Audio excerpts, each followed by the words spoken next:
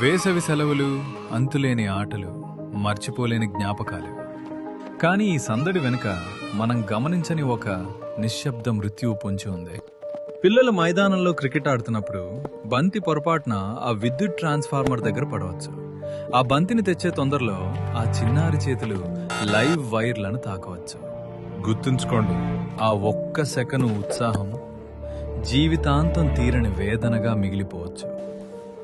ఇక డాబాలపైన గాలిపటాలు ఎగరేసేటప్పుడు దారం కరెంటు తీగలకు చిక్కుకోవచ్చు.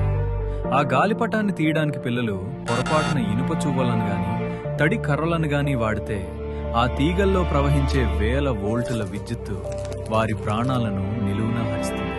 విద్యుత్తు ఎప్పుడు రెండో అవకాశం ఇవ్వదు. దాగుడు మూతలు ఆడుతూ పిల్లలు నిర్మానుష్యంగా ఉన్న బిల్డింగుల్లోకి వెళ్తుంటారు. అక్కడ నేల మీద తెగిపడిన కరెంటు వైర్లు ఉండొచ్చు.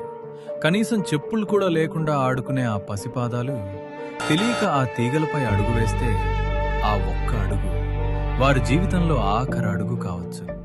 పిల్లలకు భయం తెలియదు, కానీ మనకు బాధ్యత తెలుసు.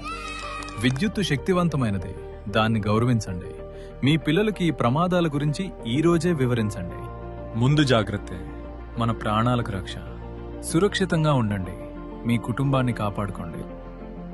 ప్రజా ప్రయోజనార్థం ఏపీఎస్పీడీసీఎల్ వారిచే జారీ చేయబడింది.